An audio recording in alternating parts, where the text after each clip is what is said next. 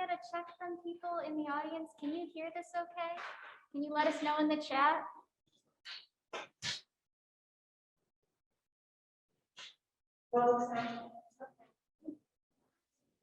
I see some yeses, so thank you. We're going to get started with our Birds of Prey program. I'm just going to turn it right over to Tom. Thank you. Good afternoon. It's kind of funny talking about kind of an empty room, but it's nice to be here at Falcon Camp, and I brought several birds to show the audience. One thing I always try to emphasize when I do show the birds are all non-releasable. I don't name them. I don't consider them my pets. The work I do is rehabilitate and release back to the wild. Unfortunately, today in today's society, getting more and more birds that are coming in injured from different ways, I guess is the best way to put it. Automobile collisions are always a big problem. Now we're starting to get cell phone tower, solar panel, of course, windmill collisions, which are causing problems to some of the birds. But the biggest problem by far is loss of habitat. The loss of habitat is a big problem facing some birds in here in Massachusetts.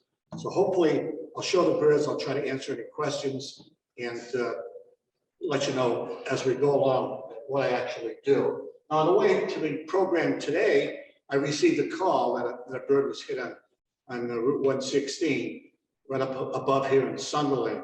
So I responded to that call, and it was a broad-winged hawk, and I brought that bird to show you because these are some of the things I deal with all the time. Last year, pretty high number. I rescued 156 birds of prey, 156, an awful lot. This year, I'm up to about 40 already.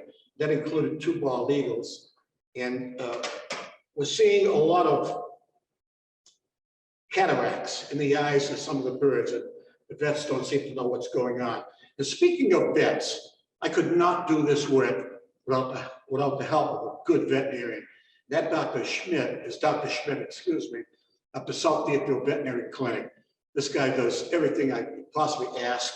And the best part, because I do this all on my own, Dr. Schmidt never took a penny from me. So it's really nice to have a person that's really interested in wildlife. Let me show you a couple of things I brought. Excuse my back.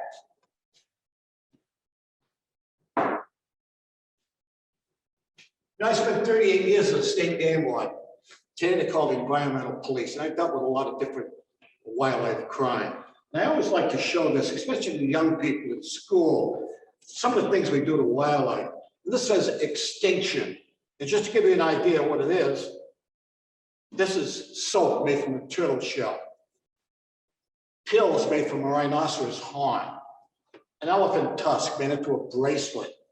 There's a foot of a harpy eagle, largest eagle, and this was taken as a trophy. Tiger bone, made into a pill and made into a bandage. And this blue can right here, it says Russian caviar. It's American paddlefish, smuggled in and used as Russian caviar. Last but not least, this little tooth, pygmy crocodile. You know, birds of prey are protected. Excuse my bad. The federal government did not protect birds of prey until 1972. And most people do not realize, even the feathers, when that peregrine up there in the top of the library sheds its feathers, they float down to the ground. It's a federal offense to take possession of those feathers. The only people that could possess feathers of birds of prey are Native Americans because of their heritage. And you can see 2 beautiful fans made from juvenile bald eagle tail feathers. Okay.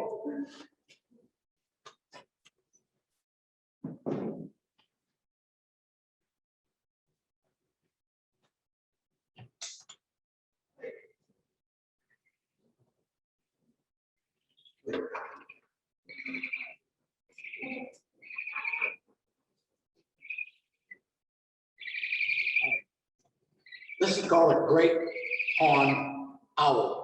Of course, it gets its name in the tufts of feathers. That's a problem.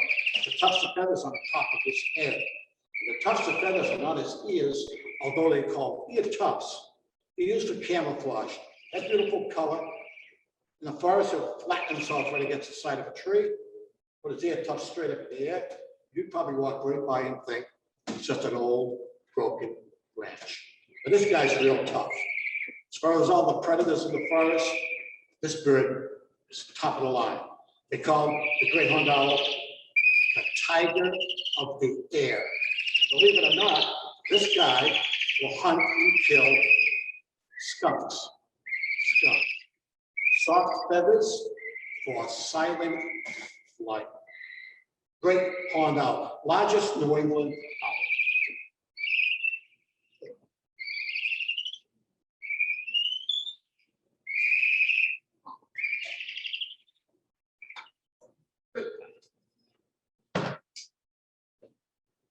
You know, the great horned owl is the largest nesting, or the earliest nesting bird in New England.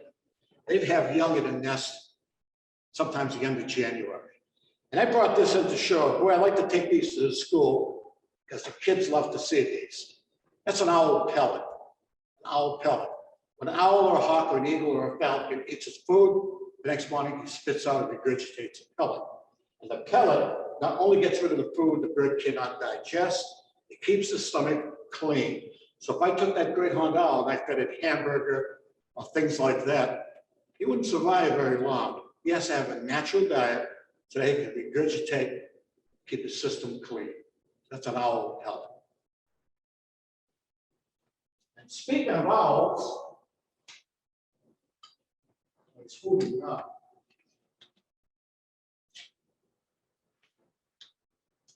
Okay. This is the eastern screech owl. This owl comes in two colors, the red phase, which is this one, and the gray phase. The red phase is a little less common than the gray color. And if you look at it, it almost looks like a miniature great horned owl. And it gets its name from that sound it makes, that kind of wailing sound he's doing right now. Now, I don't know if you can see this, but his left eye has a cut. A lady called me one day, she said, there's a little red colored bird in my rose garden and it's stuck. When I rescued the bird, his eye had a thorn embedded in it. So Dr. Schmidt was able to release it, pull that thorn out. This bird lost partial vision. That was 25 years ago. He's still with me today. And he still doesn't like me. Eastern screech owl, second smallest owl in New England. The saw-whet owl is even smaller, but it doesn't have the tufts of feathers on the top of his head. Now, the screech owl, as well as the great horned owl, are cavity nesters. They'll take the nest of another bird. They'll also go into a bird box or an old cavity inside of a tree. Okay. Eastern screech owl. Let's go home.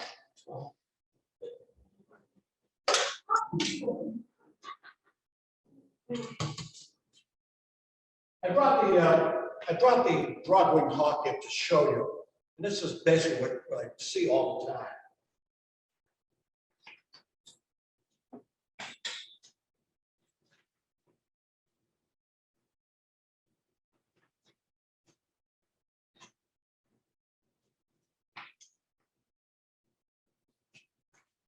This is a broad-winged hawk.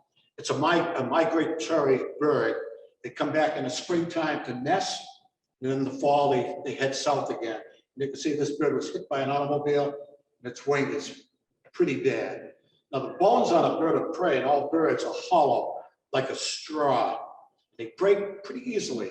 So Dr. Schmidt is able to take that wing, hopefully, and run a shaft into the hollow bone, pin it together, take the bird's wing to the body, and hopefully by mid-fall, he'll be ready to be released back to the wild. And the broad-winged hawk is similar to a red-tailed hawk, except it's a little smaller. They're what we call the soaring hawks. And you can always tell the broad-winged hawk by that color in his tail, that white band in his tail. Unfortunately, when the birds are hit or injured like this time of year, there's a lot of young in nests right now. So hopefully this bird did not have a nest. Broad-winged hawk.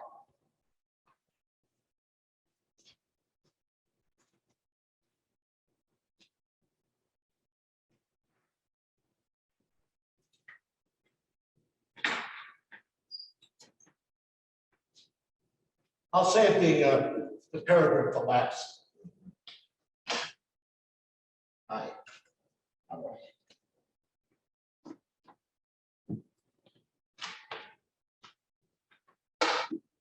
You might have heard a lot of sound. You might have heard a lot of sound coming out of the box of this guy. She's building a nest and she's ripping up all the paper. Now, this is not a bird that's found in New England. This bird comes from the Southwest. It's called a Harris hawk, a Harris hawk. I brought this bird in for a reason, to show the difference between that beautiful peregrine and the beautiful Harris hawk. If you look at this bird, long tail, short wings, short wings. He hides in the forest. When a mouse or a rabbit goes scurrying by with those short wings and long tail through the branches to catch his prey. Now, a falcon couldn't do that. He relies on speed and pursuit. The Harris hawk, he's what we call an ambush hunter. And look at how long his legs are. For the same reason, reach out and catch his prey. I don't know if you can hear him or not. He's making that funny barking sound. Almost sounds like a dog sometimes when he barks. Harris hawk. Hook bill, carrying its food, and the claws on his feet are not claws, they're called talons. When we talk about claws, we're talking about a dog or a cat. We're talking about a bird of prey. The talons are the claws. Okay. Notice how alert he is. But you're going to see a big difference when I take the peregrine out. Because that guy's an athlete, constantly moving, constantly. This guy sits, he's used to sitting motionless to catch his prey.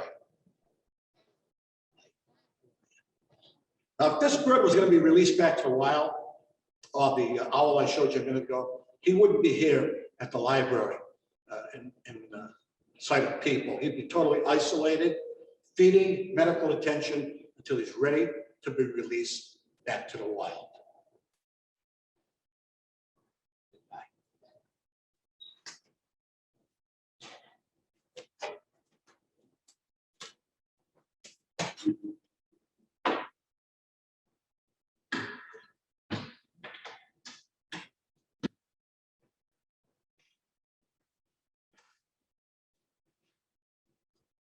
I want to show you my favorite bird, believe it or not. You ready to come out? Come on.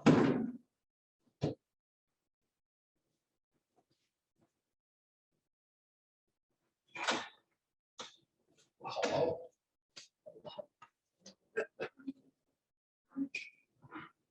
My favorite bird. The peregrine, great bird. Eagles, great birds. Turkey vulture, he's the greatest bird, aren't you? The reason I like this bird, because he's perfectly adapted to the environment. He's totally misunderstood by us because of his habits. But again, he's totally adapted to be a scavenger. And if they had a chance to look at that beautiful head, you know, he's got a face, the old saying, a face only a mother could love. Here it is right here.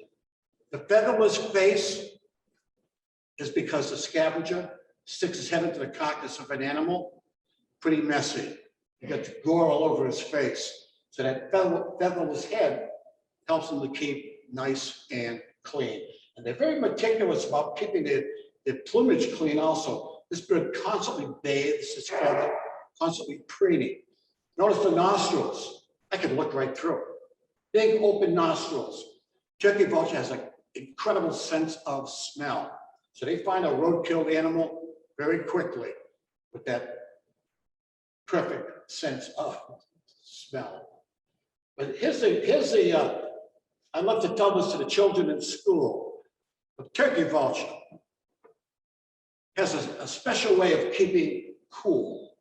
That way is, if you look at his feet look white.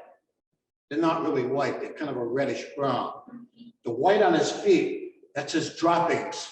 So when he has to go, it runs down his legs, it keeps his body cool. Watch the wings on this guy. Boy, he may not look like much up close. When you see a turkey vulture flying, probably the most perfectly balanced flying bird really graceful. And I always remember V for vulture. When the turkey vulture flies, he holds his wings in a V. Turkey vulture. And they're ground nesting birds. They'll also take a cavity in a tree to raise their young. And the last thing about turkey vultures, if you handle them long enough, eventually they're going to throw up on you. Because one of their defensive mechanisms is to release their body contents if an animal comes along. If an animal comes along and tries to bother this bird, he'll let his stomach content out so he can get off the ground. How you doing? You know, people always tell me, do birds have a personality like a dog or a cat? Absolutely. They're incredible. And they're very intelligent as far as I'm concerned. They learn by association, but they're very, very, very intelligent. This unfortunate bird hit a window and lost the use of one wing, but he's doing pretty well right now. Turkey vulture. Okay.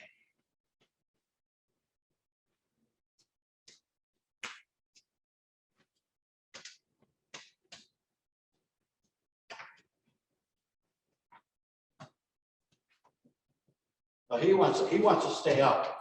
See, he's mad now. He wants to stay up. Here.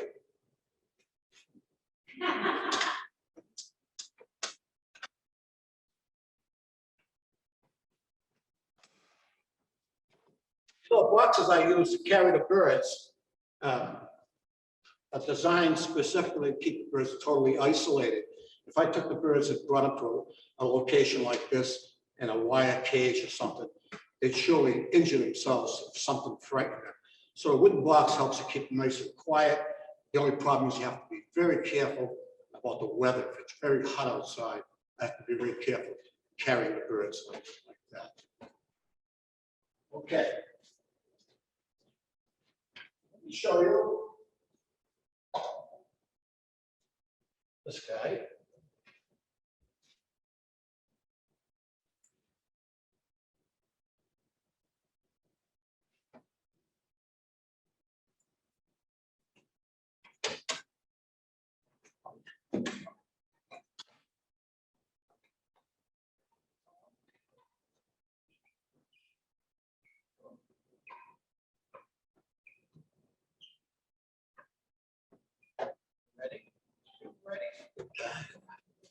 Good guy.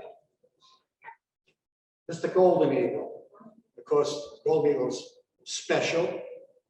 Unfortunately, it's not found in New England. They come through in the fall on migration, but they don't nest in New England.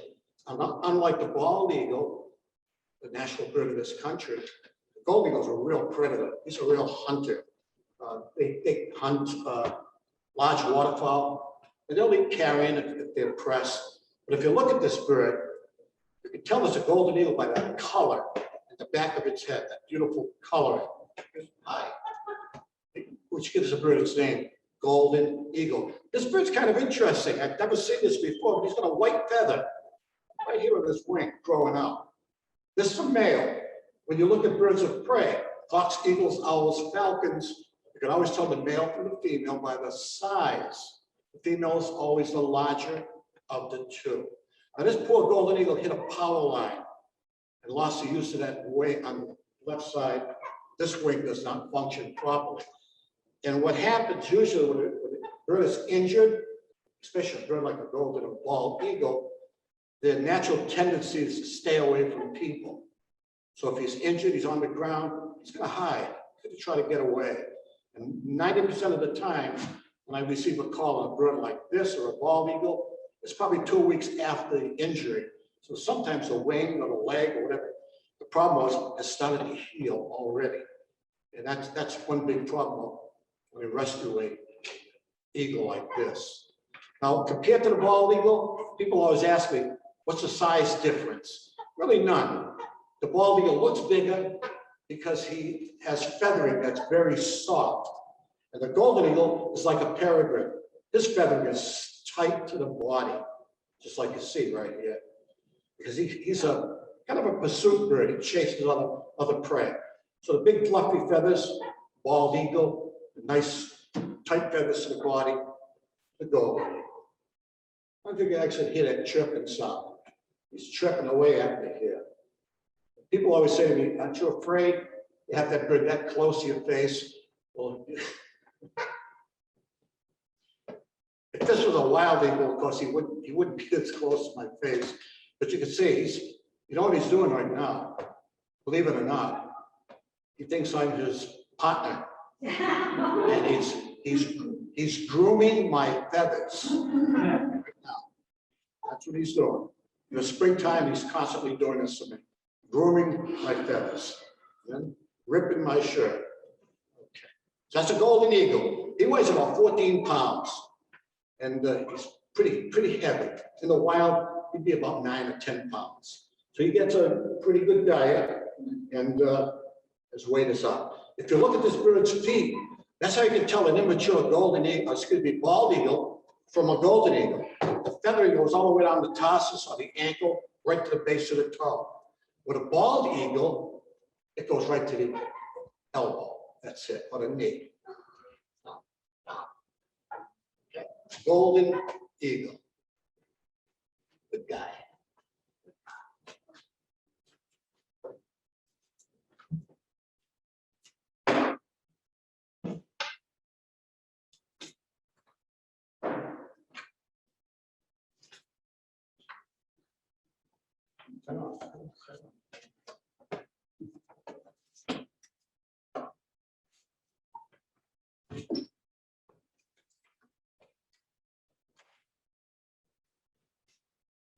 I brought a male peregrine falcon in to show you, and this bird has a pretty good history. It was found in Springfield, right in downtown, and it was early spring. It was a juvenile bird, which means it was still in the brown plumage. And unfortunately, it flew into the side of a window at one of the department stores and injured its eye, which didn't heal properly. So this peregrine could not be released back to the wild. So I've had him probably 3 or 4 years now, and he's a pretty nice looking bird. And when you look at the peregrine, you're gonna notice a lot of differences compared to the birds I just showed you a few minutes ago. The peregrine is built for speed. They're very high intense bird, very nervous all the time and high strung. So you'll see what I mean when I take this bird out. So I'll show you the reason I'm here basically is because of the peregrine.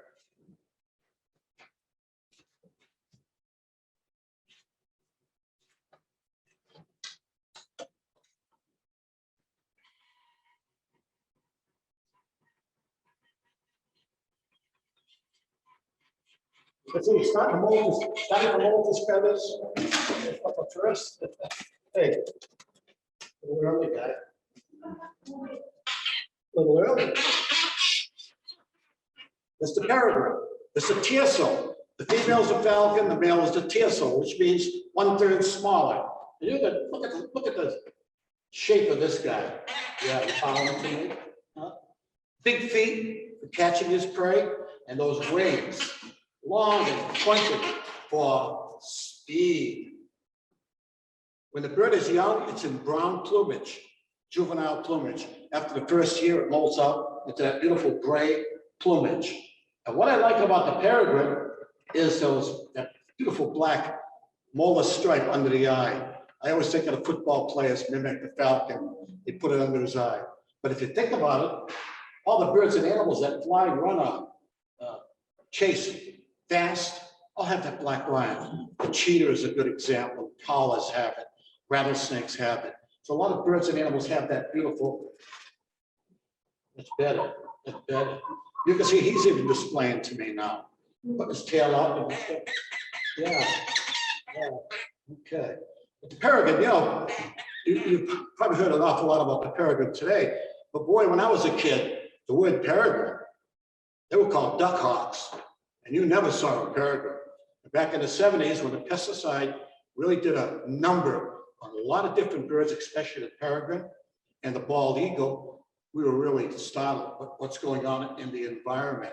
And sure enough, once they discovered the fact that it was pesticide poisoning was doing the birds in, a lot of people came up front and said, I want to help. And one of the biggest contributors was Cornell University, which started a breeding project with peregrines. Dr. Heinz Meng, who I knew a long time ago, he was one of the first people in America that captive or artificially bred the peregrine falcon. And a lot of the birds you see today, and probably even the birds that are up on the top of this building, are not the true anatom peregrine that lived in Massachusetts 100 years ago. They're mixtures, they're almost what we would call kind of a mongrel, the different species of peregrines that have been used to breed, to get the birds back to the wild, because the anatom peregrine was gone, it just disappeared. Okay, but they're doing very, very well. Unfortunately, many of the birds are taking up residence in city areas. Sounds great, in some ways it is. But when those chicks fledge, they're on the ground. I probably got called here at this building, probably over the years, probably a dozen times, with a chick on the ground, an IS landed on the ground. And the same thing is happening in Springfield. They end up on the ground, and sometimes the end result is not what we hope for. Okay. You know, I didn't take any questions. I don't know if we had questions here or not, but if we can, I'll try to answer for you. We do have a couple of questions. So Yeah. Since these birds are unreleasable, what is their habitat in captivity? Are they kept indoors or outdoors, and in what kind of Good shelter? question. What is a habitat in captivity? The birds that are permanently injured can't be released. I try to make the habitat as close to natural as possible. I just built the enclosures into the woods, left the trees standing, built it around the trees. So they have a habitat that's similar to captivity. And of course, the birds that are used for programs, I handle them a lot. Now, the birds that are being rehabilitated, they're in a different type of location to keep them quiet, keep them away from people, so they will not have the contact with people. So the habitat is about as natural as possible for each bird, depending on the species. Great. Well, if anyone has any questions, please put them into the Q&A spot so we can have Tom answer them. Hard to hear, so. I have a question. Yeah. Have you ever gotten like pecked in the eye? Like, Yeah. Sometimes it happens if, you know, if you're careless. Sometimes the birds just being affectionate, like the golden eagle, they'll dig in because that beak is like a razor blade, especially the turkey vulture. But a wild bird, boy, I would never let it get that close to my face. When I handle a raptor, the big concern is the feet. They grab with the feet, boy, they lock right on. The beak is, they'll nip, but the feet are what you have to really be careful of. But yeah, there's always consequences when you act foolish when you're handling a wild bird. And what's a real problem is the feet are full of bacteria, the talons. And if they puncture your skin, there's a good chance you get a little infection. So how long have you been I mean, what got you interested in starting with birds? What interested me in this, you know, it's really hard to say, but you know, when I was a youngster, when my friends were all playing sports, I was a geek. You know, today we call computer people geeks. I was a geek. I was always out in the forest looking for birds' nests, robin nests, whatever. And I'd come home at night, covered with mud, with a bottle full of tadpoles. And my father would always say to me, "Why don't you go outside and play baseball like all the other kids?" And here I am. I just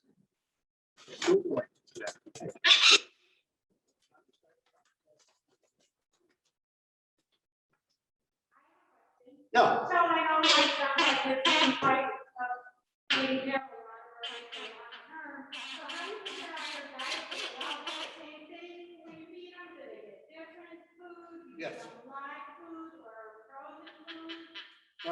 All the food is frozen. I get a lot of donations from the government, like the state hatchery right up the road. They give me a lot of trout that die. If the bald eagles I have need fish. Falcons, I feed them quail, and the other raptors, the owls, hawks, I feed them a lot of mostly rodents. Well, most of it's dead. You know, people always ask me, do you teach them how to hunt? Well, you don't have to. They know. They know exactly what to do. We have a question about the subspecies of peregrine and how what we see today is not the same as we said 100 years ago. If you could explain a little more about that. Yeah, it's really hard to mask. Oh, sorry. That's okay. Can you explain more about the subspecies of peregrine and how what we see today is not the same as 100 years ago? How it's different from 100 years ago? Well, I think its habits have changed. You know, the cliffside was its favorite nesting spot, and we still have that, Mount Tom and Mount Sugarloaf, but they've taken up residence in buildings and bridges and things like that. And of course, they're not persecuted like they were 100 years ago. You look at some of the pictures of down in Pennsylvania, the mountain where the people just go watch the hawks, not to watch the hawks, but to hunt them, to shoot them. So their habitats change. The way we think has changed, especially with birds of prey. Now notice he's getting warm. See how he's holding his wings out away from his body? Kind of cool his body a little bit. I'll put you back. Anything else? That's all the questions people have submitted. Oh, no, wait. How do you train the birds to be comfortable? How do you train the birds to be comfortable in presentations like this, and how long does it take them to get comfortable with it? Yeah, for a bird that is going to be used for education, it takes a long time, And some birds just will not accept this type of handling. And they still show, especially the peregrines, as I said, they're very high strung. But it takes weeks and weeks. Some birds never accept it. And so I have probably 9 different birds that I use for different programs that I handle. And again, the birds that are being rehabilitated to go back to the wild, no handling whatsoever, except medical and feeding.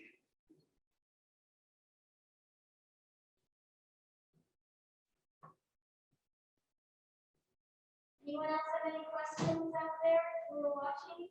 You're welcome to put them in the chat. You had talked about many birds that were picked up this year that were injured and that and an uptick. Can you talk a little bit about the kinds of injuries that you see and Yeah. different ones? You know, interesting. It seems like over the years I see a lot of different injuries. You know, back in the 60s and 70s, 90% of the injuries were gunshot. And you know, it's changed because the state encouraged that. And in fact, I've got a magazine at home, a Field and Stream, and in the back is a picture of a Cooper's hawk sitting on a quail. It said, "Sportsmen, protect game birds, shoot predators." That's what we thought. But today, it's reversed to a point where the sportsmen are one of my biggest allies.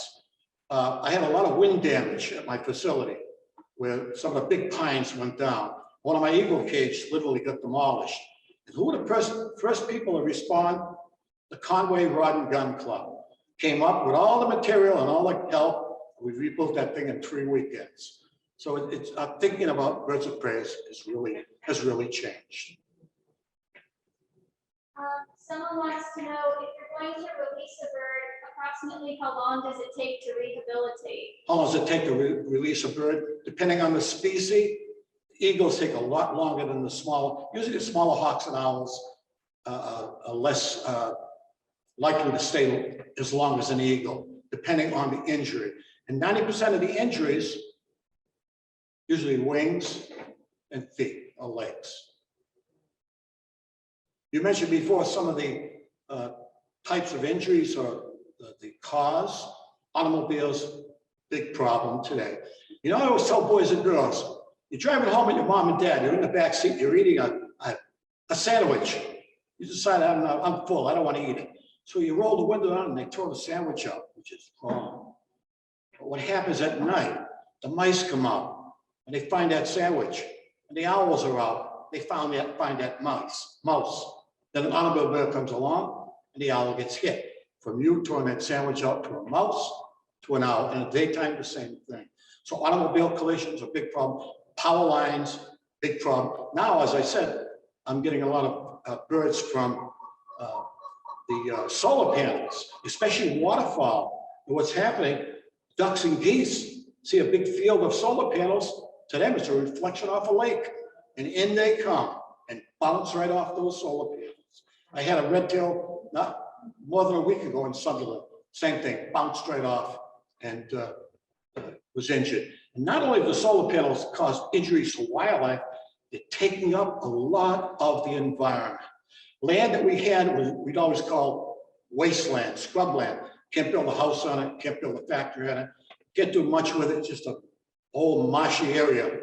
Solar panels are going up. So we're losing a lot of habitat because of solar panels. Windmills, no question, they're destroying a lot of birds. And also big buildings. In New York, during the migrations, they shut the lights off because the night migrating songbirds are hitting those buildings. So there's a lot of things that are happening today. And pesticide, still a problem. Go out to Walmart and look in the pesticide section. You'll see that stuff they sell for mice, that bait.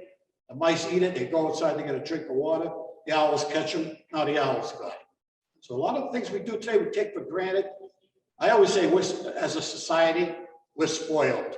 We have to have all these conveniences, and wildlife is the last thing to be considered. Let's put up the cell phone towers because we want more range. Let's make it this way. Let's do it that way. It's all affecting wildlife. Everything we do is affecting wildlife. We do have a couple others here. How many species do you think you've worked with in your career? Wow, how many species? Let me tell you, I've seen just about all of them. Right now, I have a great gray owl, which is unheard of in New England. Great gray owl. I've got a snowy owl there that came in with an injured wing. I get a lot of exotics. You know, the pet trade today, legal or illegal, there's a lot of people that have all kinds of pets, snakes, lizards, you name it. And sometimes the police will call me. They'll say, we just went into an apartment, they've got all kinds of this and that. And sometimes there's a hawk of some sort or an owl that's not found in the United States. So sometimes I'll end up with that particular species. But I've had just about all the species. In fact, last year was the first time I ever rescued a juvenile merlin in the city of Northampton. 2 of them, nestlings that fell. So even the merlins, because of climate change, they're moving down into New England. So they're nesting in Northampton. That's a question I had. Have you seen ranges change because of climate change? Yeah, quite a bit. The black vulture is a good example. You see those when you go down to Florida and Georgia, South America. They're here. They're nesting in New England now. I've got several now. Someone was wondering about the population of the current type of peregrine in the United States. If you have any information on The that. different types. Yeah, well, of course, the annata was the eastern peregrine or the rock peregrine. Then up north, you have what we call the tundra peregrine. And over on the west coast, we have the one up in the Queen Charlotte Islands. That's the biggest of all the falcons. And there's another one in the middle part of the United States. I can't think of it offhand, but there's several different species that are found. South America has a different species. But the falcon, you know, most people don't realize the word peregrine means a wanderer. They're found worldwide, with the exception of Antarctica. So they're found everywhere. They're all different subspecies. In Saudi Arabia, they call it a red shaheen or black shaheen, but it's a peregrine falcon. So there's a lot of different subspecies of peregrines. And then Richard is on, and he was wondering about some of the barred owls we are finding in emaciated condition in fall and winter. If you see any of those. We had a couple of years ago, we had a big invasion of barred owls. The food supply up north. What happened was kind of interesting how nature protects its own. But the barred owl had such a big supply of rodents that the female, instead of having 1 or 2 young, she had 3 and 4. Now those chicks got old enough, they started to hunt on their own, and they dwindled that food supply.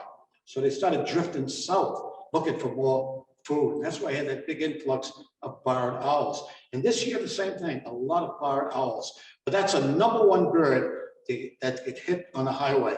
Drive on 91, and I'll guarantee to go very far, you'll see a dead one on the side of the road. They get hit quite a bit. I think that's all the questions. that we Okay. have at the moment. But everyone, we have a lot of comments thanking you for your work and for sharing your birds. Everyone's really excited to see that. Can I end with one final thought?